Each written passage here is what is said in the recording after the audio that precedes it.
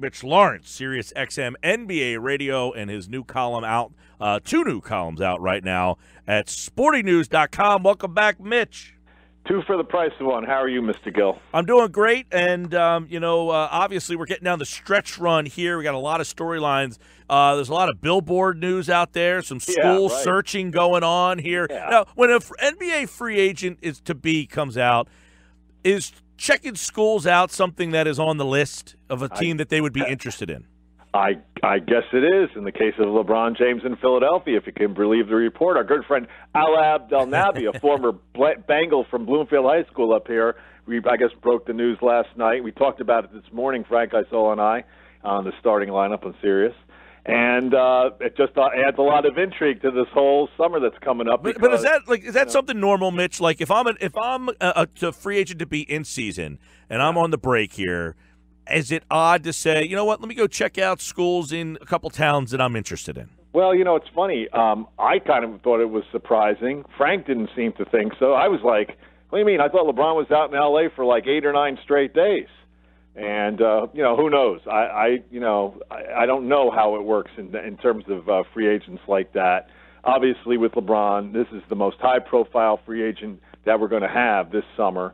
He's going to dominate the headlines, and it's going to be Paul George. And everything's going to stop until LeBron makes his decision. Now, if he actually did leave L.A. and, he and his son check out schools in the surrounding in the Philadelphia area, that's a pretty big deal, obviously. I mean, LeBron loves to have everybody play the guessing game, so maybe he sent a double. It's possible he sent a double to the Philadelphia area. Who knows? Now, does it make you think that Philly is a more legitimate candidate than maybe you did a week ago? Yes. Now, I gave it 0 chance.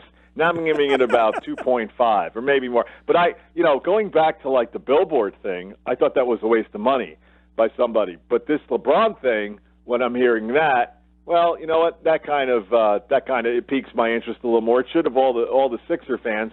And I think I've told you this in the past. I mean, just knowing a little bit about Brian Colangelo, don't know the owners real well in Philadelphia at all. But Brian Colangelo swings for the fences.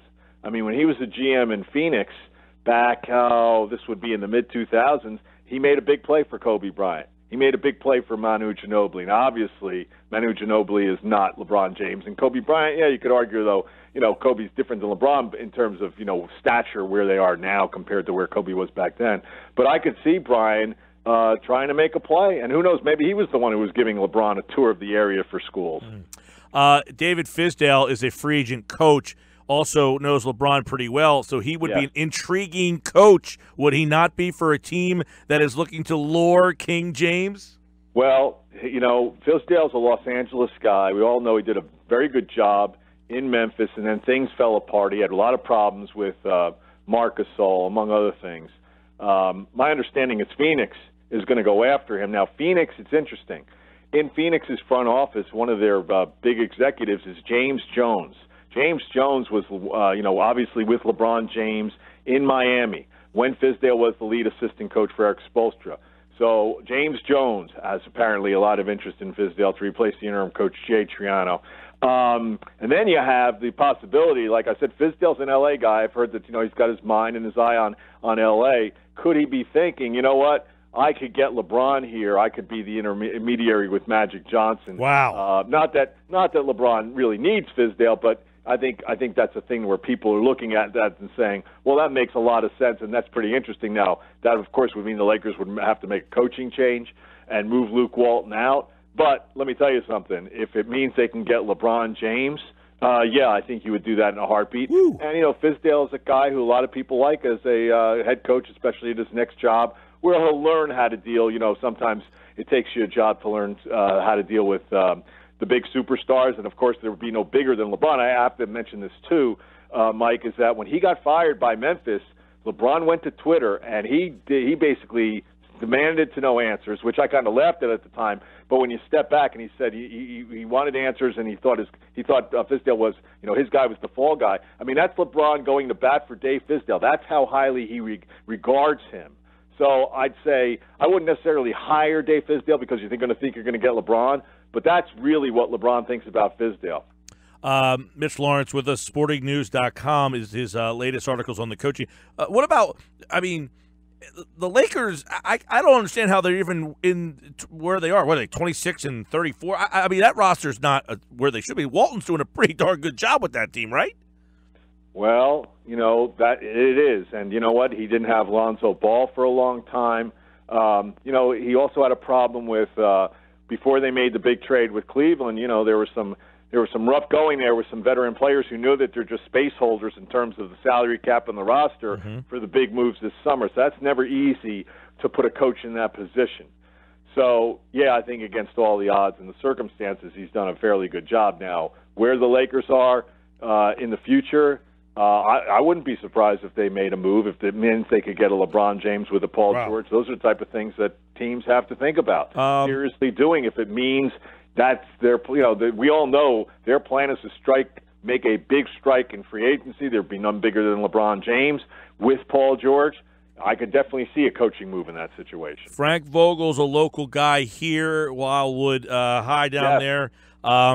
He's in Orlando. A lot of people thought great hire. He did a great job in Indiana. Hasn't really that program has not advanced. Well, you know what? He was a very good hire, but he's working. A couple things.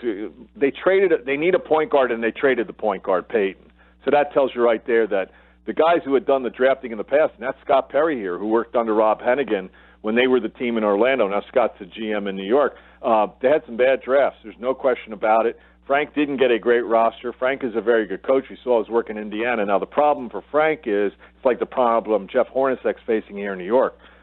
He was hired by the previous regime, Frank Vogel. So the new guys who have come in, John Hammond and Jeff Weltman, are guys who might be looking to make a change. And I wrote for Sporting News, there's a lot of talk about Jerry Stackhouse, the former NBA player. You know him pretty well, right? Yep. Jerry Stackhouse is a guy who's highly regarded. He served his dues as an assistant in Toronto when Jeff Weltman was part of that front office. He's now the minor league, the G League coach for the Toronto franchise. So that's the link there with Jeff Weltman, and we'll see if that plays out.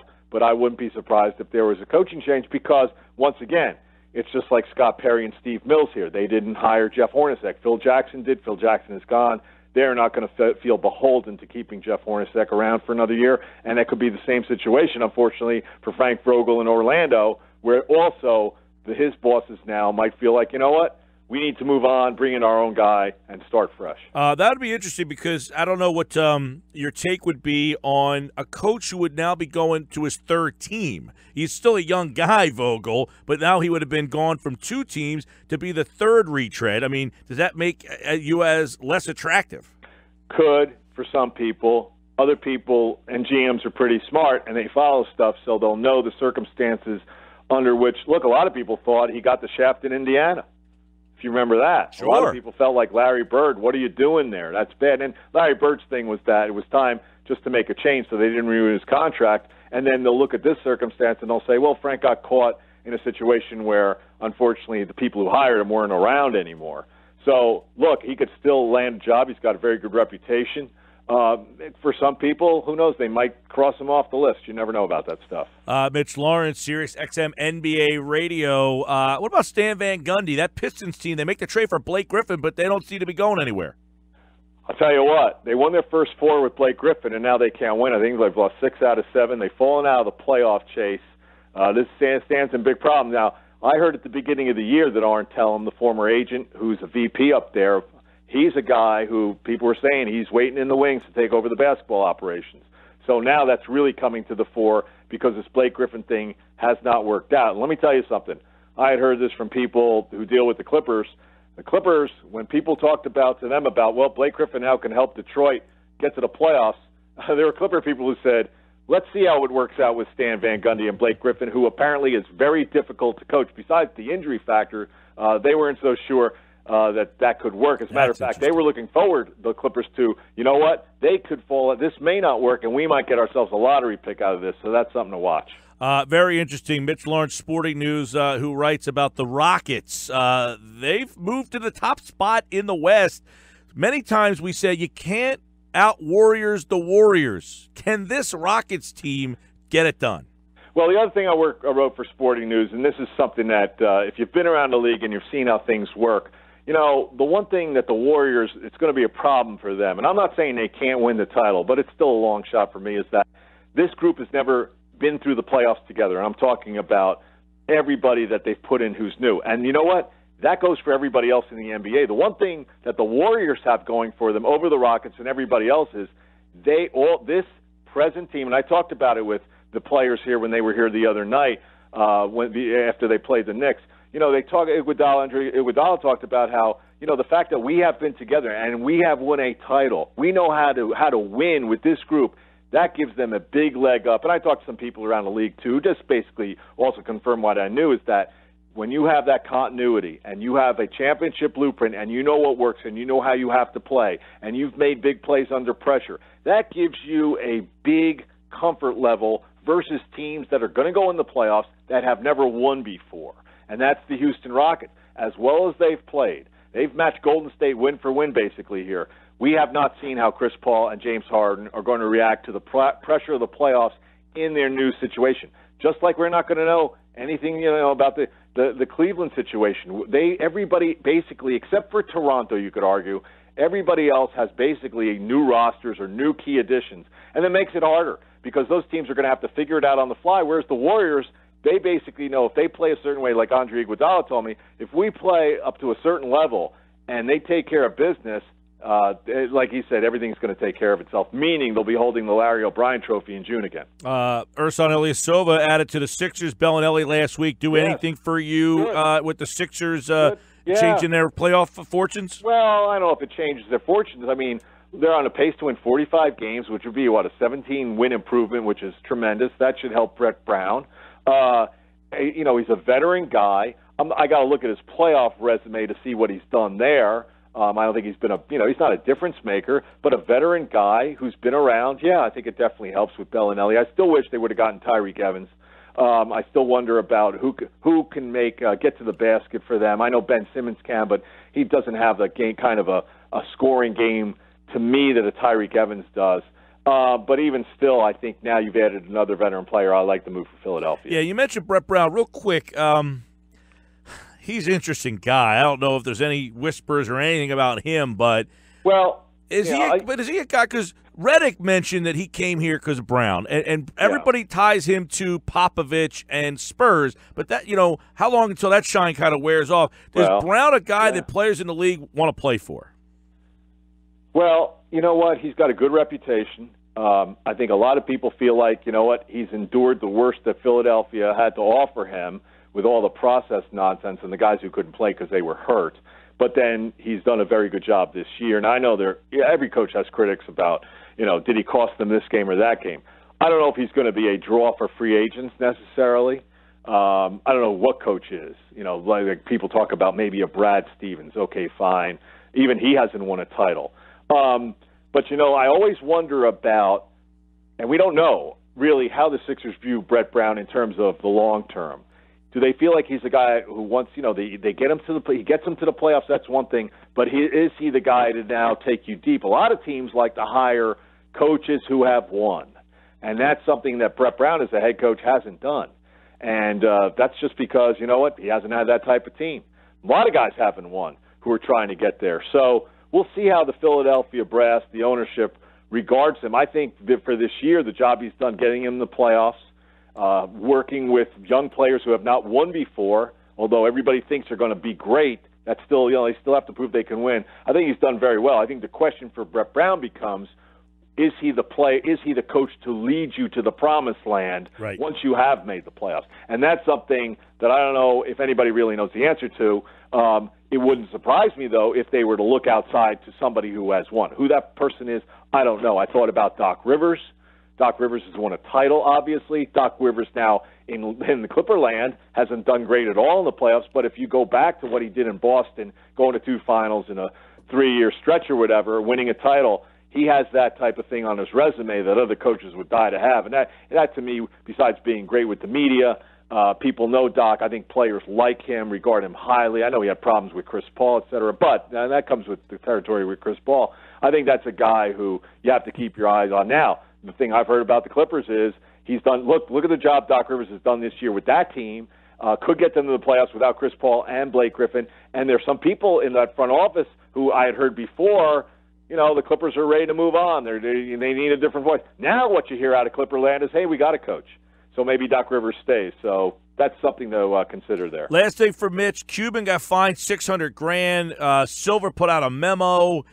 Is tanking going to be on the offseason agenda list that they got to do more than what they tried this offseason? It's all Philly's fault. I mean, how's that? Yeah, I mean, look, Mark Cuban, first of all, to fine Mark Cuban $600,000, anything less than $1 million to me doesn't fill the bill because that's chump change. Mark Cuban shouldn't have gone public with that. He's got a lot bigger problems than that. He's got that whole situation there with the Animal House sexual harassment stuff that went on under his nose. How can a guy who knows so much about the White House and politics and Shark Tank and American business not know what's going on in his own company? It's been a disaster. That roster they've put together with him the last few years has been a disaster. Look at you talk about a tanking situation with. They were telling me and other people that Harrison Barnes was going to be their next great franchise player, and they signed Wes Matthews for a ton of money, and they offered Nerlens Noel $70 million, and they've won less than 20 games. I mean, it's been awful. You can't go around saying we're tanking, and Adam, he basically looked like he just wanted to get fined, maybe take the heat off him on this other stuff. Who knows? I don't know about that.